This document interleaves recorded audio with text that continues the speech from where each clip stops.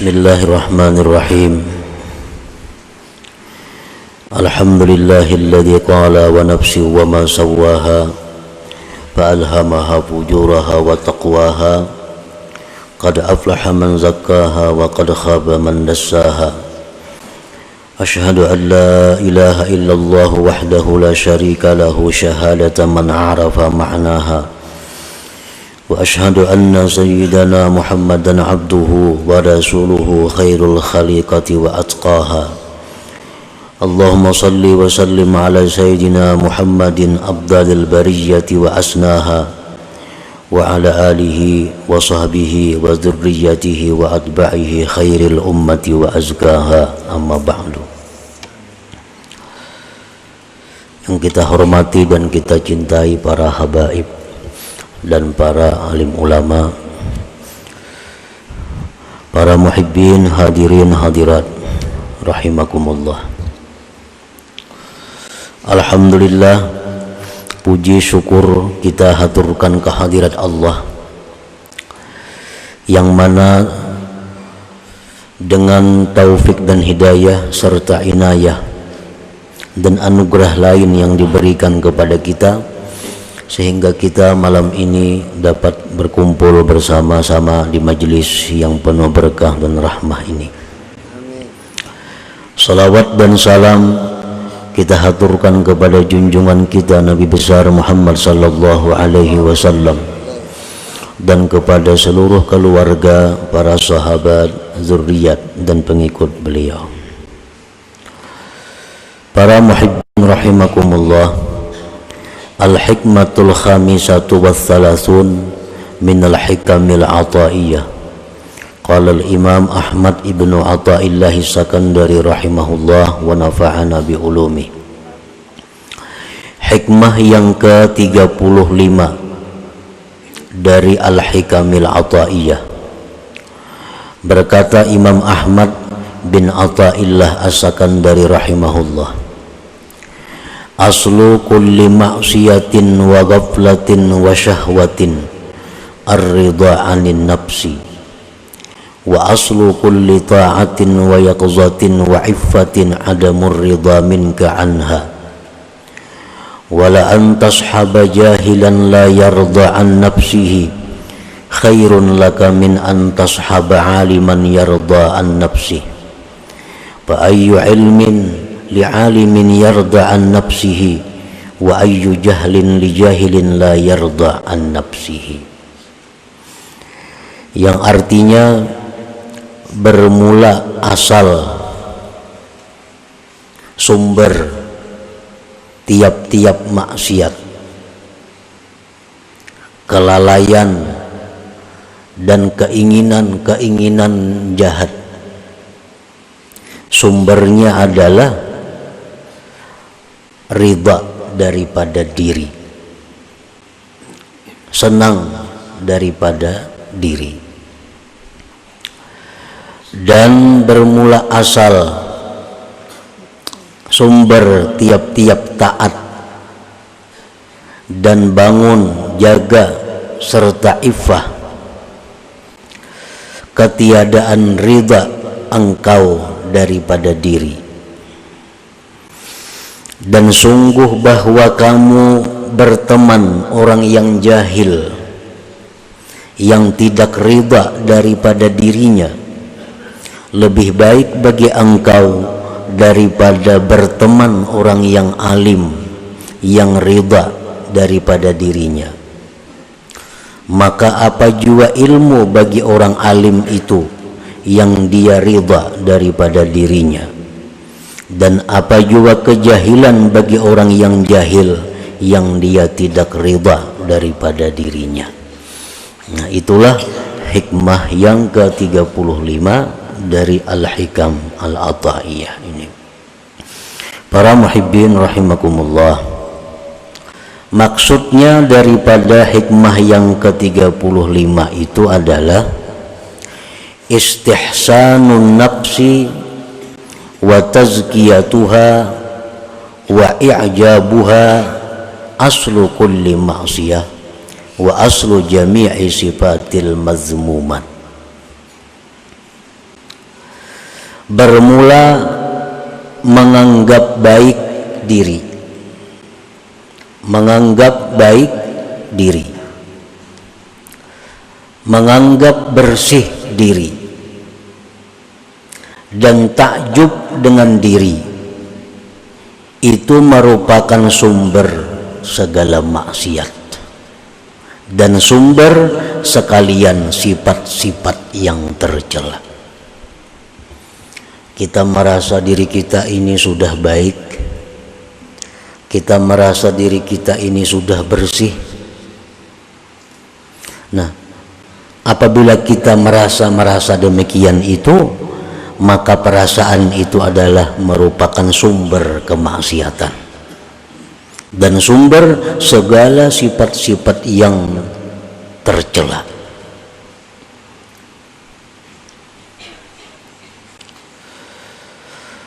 Faman istahsanaha wa zakkaha wa a'jabaha istaulat alaihi al-ghaflah wa man istaulat alaihi al-ghaflah ghalabathu syahwah wa man ghalabat alaihi syahwah waqa'a fil ma'asi.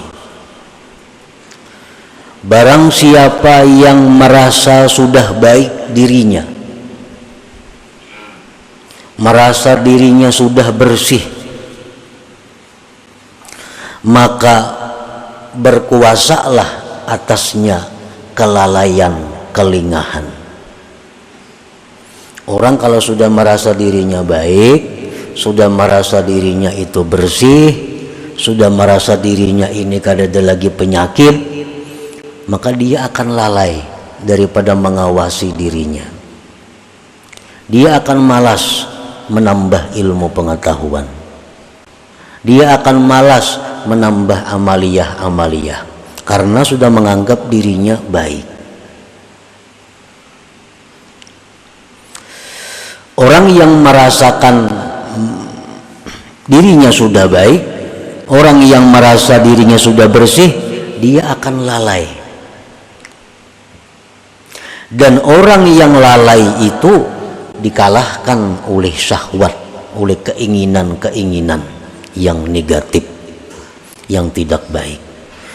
Dan barang siapa yang dikalahkan oleh syahwatnya, oleh keinginan-keinginan jahatnya, maka dia pasti akan terjatuh di dalam kemaksiatan.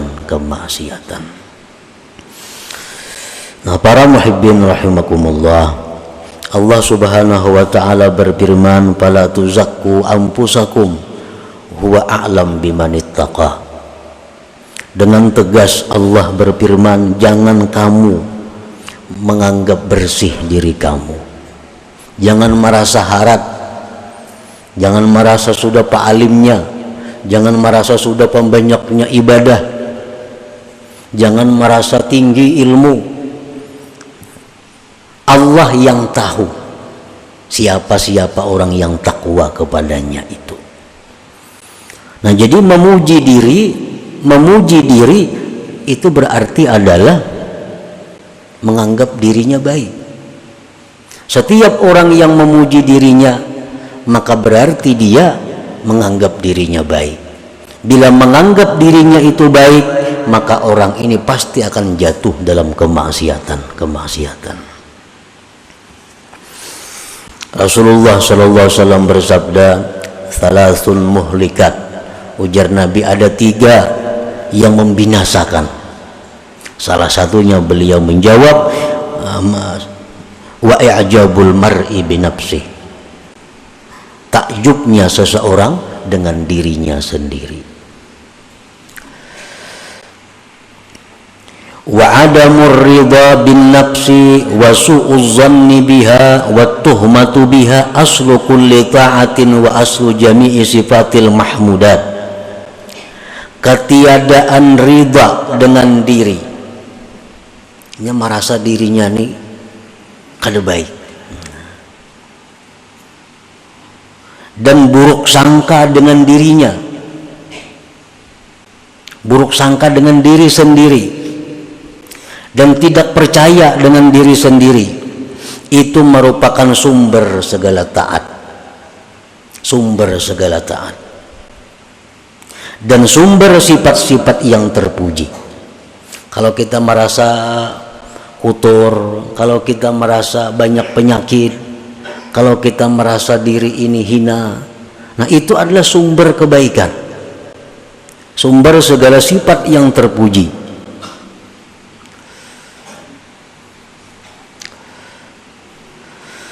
Faman istakbahaha wa asa'a dhanna biha wattahama biha intabaha wa tayaqqaza wa tatabba'a uyubaha wa raqabaha. Barang siapa yang merasa dirinya itu jahat dan dia berburuk sangka dengan dirinya dan dia tidak percaya dengan dirinya, maka dia akan bangun, dia akan jaga, dan dia akan mencari penyakit-penyakit dirinya dan akan mengawasi dirinya. Dan itu adalah sumber segala ketaatan. Nah, para muhibbin rahimakumullah, jadi artinya bahwa kita ini disuruh memandang diri ini kotor, disuruh memandang diri kita ini banyak punya penyakit-penyakit rohani, dan memang banyak punya penyakit. Memang kita banyak punya penyakit-penyakit yang mesti diobati, yang mesti diawasi.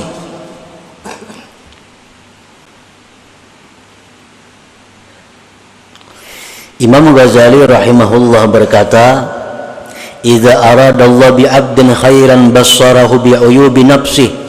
Apabila Allah menghendaki seorang hamba itu menjadi seseorang yang baik, Allah perlihatkan penyakit-penyakit dirinya.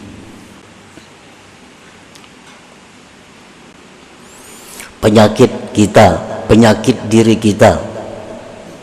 Pertama misalnya tulul amal.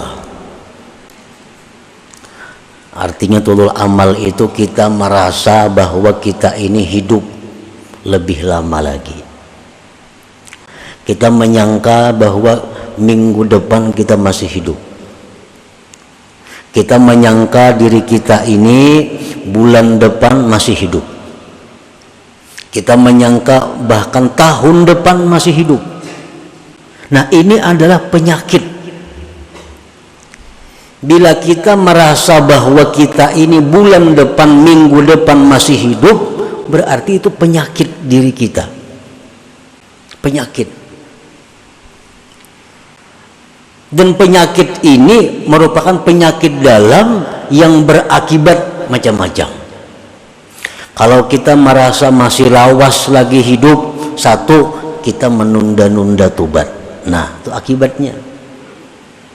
Kayak orang panas dalam, akibatnya timbul sariawan, timbul rakungan sakit, timbul macam-macam.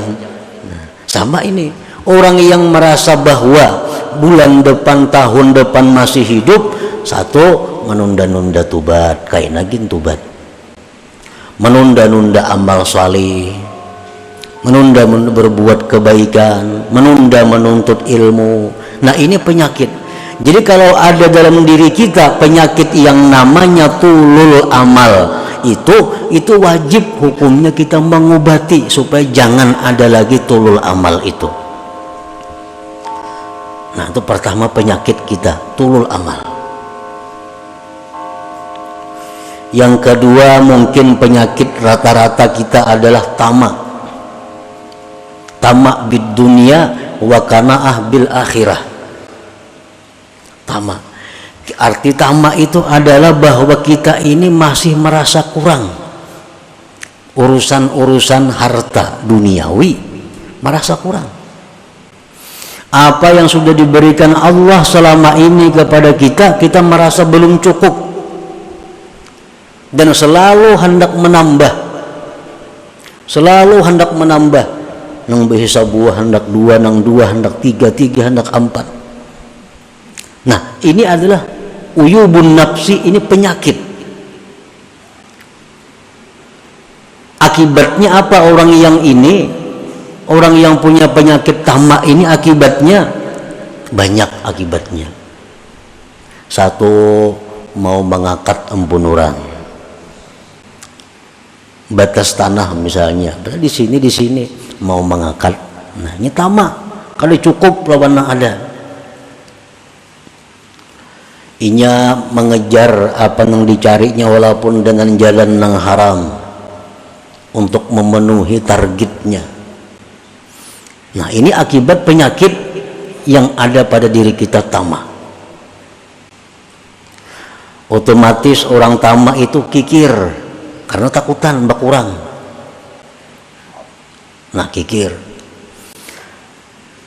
Nah, dan itu ada pada diri kita.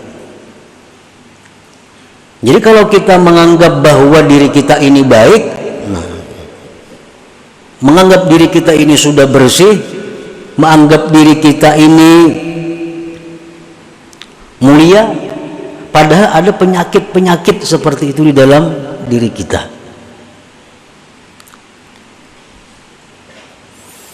Penyakit yang ada dalam diri kita lagi ada ria, itu sudah ada ria.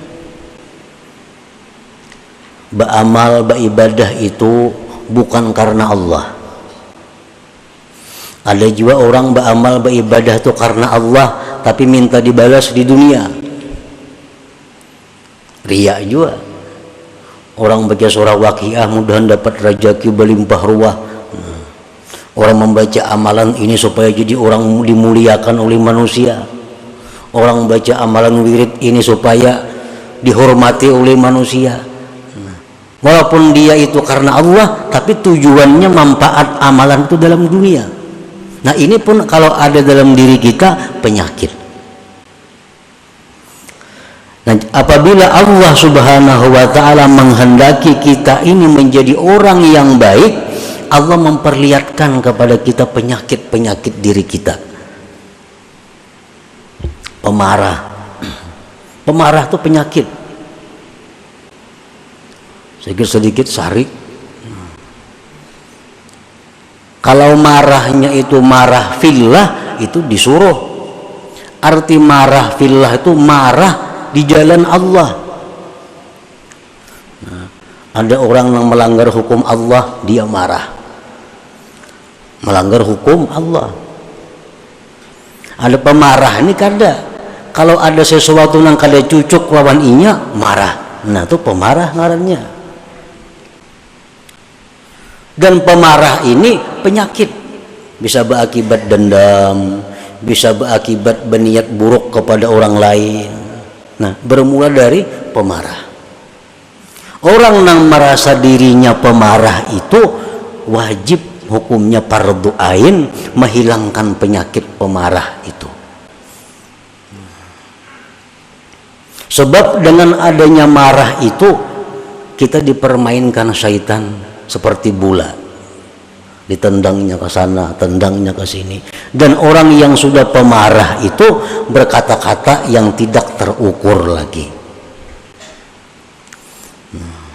Kada tahu orang tua, kada tahu kuitan, kada tahu siapa. Bila sudah marah itu macam-macam. Allah Subhanahu wa ta'ala memuji di dalam Al-Quran, wal kazimin al ghaiza, orang-orang yang mampu menahan marahnya.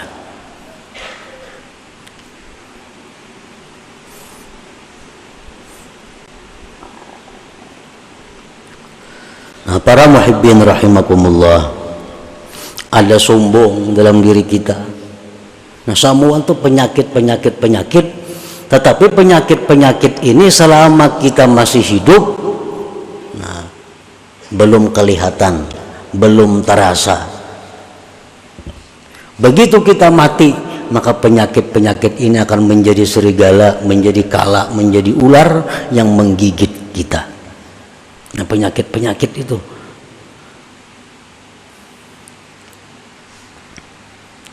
Apabila Allah Subhanahu wa ta'ala menghendaki kita ini menjadi orang yang baik, Allah perlihatkan kepada kita tentang penyakit diri kita. Jadi wajib kita nih berubat. Nah, kamana berubat lawan orang yang mengerti masalah itu.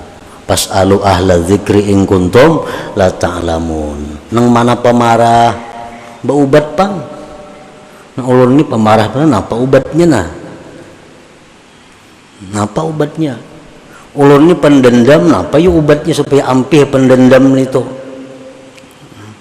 Ulun ini tulul amal, napa yuk obatnya supaya ampih tulul amal tuh macam apa caranya? Jarang orang ada yang berobat seperti itu. Kalau sakit pinggang, lancap dia mencari tukang urut kemana-mana. Sakit awak cari obat itu ini. Padahal sakit-sakit jasmani ini begitu kita mati tamat penyakitnya. Begitu kita mati hilang sakit. Tapi kalau penyakit rohani tadi begitu kita mati, nah disitulah mulai timbul penyakit. Marah berubah menjadi kala, dendam berubah menjadi ular, ini berubah menjadi serigala yang selalu menggigit menerkam kita. Dan itu berlaku sejak dicabutnya nyawa kita sampai kayaknya diperhitungkan oleh Allah Subhanahu wa ta'ala.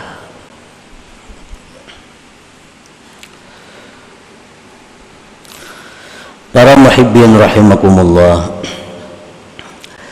Qala Abu Habsin radhiyallahu anhu mundu arba'ina sanatan i'tikadi fi nafsi anna Allah yanzuru ilayya nadhara sukhti. Ujar Abu Hafs radhiyallahu anhu berkata, sejak 40 tahun aku ini berkeyakinan dalam diriku bahwa Allah itu marah kepadaku. Padahal ini orang wali, Abu Habsin radhiyallahu anhu. Ujar Sidin, sejak 40 tahun yang lalu aku tuh berkeyakinan dalam hatiku ini Allah tuh selalu marah kepadaku.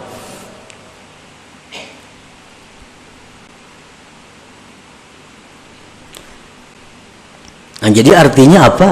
Bahwa beliau ini memandang bahwa diri Sidin itu kotor, diri Sidin itu penuh dengan penyakit-penyakit sehingga Allah marah. Qala Junaid al-Baghdadi radhiyallahu anhu, la taskun ila nafsik wa indamat ta'atu halaka fi ta'ati rabbik. Ujar Imam Junaid al-Baghdadi, kamu jangan merasa tentram dengan diri engkau sekalipun selamanya diri engkau itu taat bagi engkau untuk taat kepada Allah. Padahal diri kita ini selama ini hakun tarus taat kepada Allah,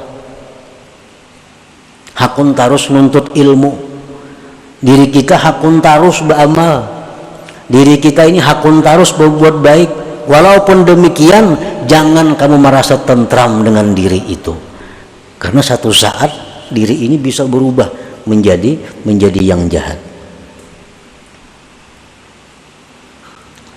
Berkata lagi sebagian ulama, wa man nadhara ilaiha bistihsani syai'in minha faqad ahlakaha. Barang siapa yang memandang kepada dirinya dengan menganggap baik sesuatu daripada dirinya, maka itu mencelakakannya. Nah, para muhibbin rahimakumullah. Jadi kita menuntut ilmu, kita membaca ilmu, mendengar ilmu, itu merupakan tanda dari sekian banyak tanda yang menunjukkan bahwa kita ini adalah orang yang tidak baik. Kita orang yang tidak baik. Jakanya kita merasa diri kita baik, kita sudah menuntut ilmu lagi. Nah, kita menuntut ilmu ini tandanya bahwa Allah masih menghendaki kita ini orang baik.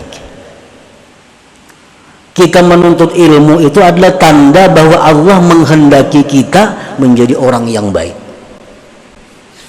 Nah, bila kita sudah malas menuntut ilmu, kita malas sudah mencari kesalahan diri, nah ini alamat bahwa Allah sudah meninggalkan kita.